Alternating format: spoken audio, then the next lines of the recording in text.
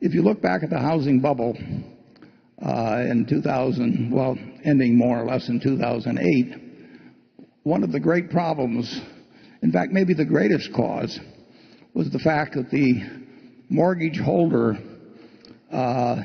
became totally divorced from the mortgage originator and from the home builder. In other words, the home builder built a house and sold it, took his profit, and that was that. And it didn't really make much difference who he sold it to.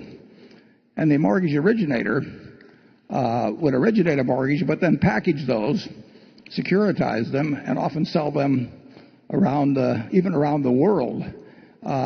So people thousands and thousands of miles had no connection with the original transaction.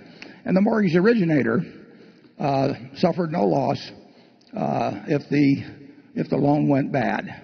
So he had these two parties, the one that connected with the home buyer and the one that originated the mortgage, and they had no connection with the actual outcome of whether it was a good mortgage or not.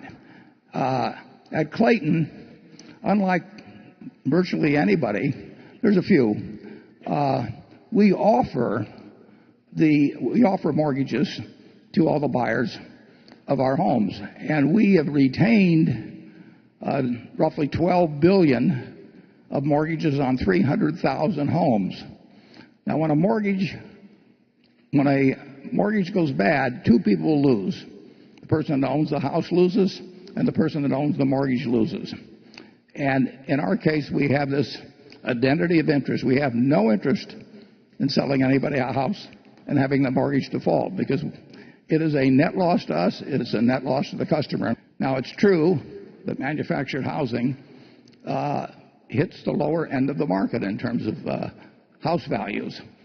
Of the homes selling for $150,000, new homes selling for $150,000 or less, 70% of them are manufactured houses, and some of those people, many of those people, do not qualify on a FICO score to obtain loans that are government guaranteed. Some do, but most don't.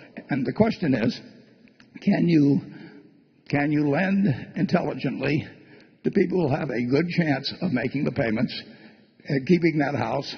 And Clayton has been exemplary in doing that.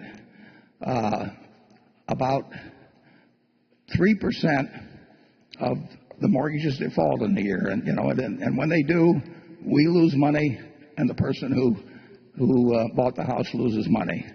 But 97% don't, and most of those people would not be living in the kind of houses that you can see right here at the auditorium without the financing availabilities that Clayton makes available and others make available.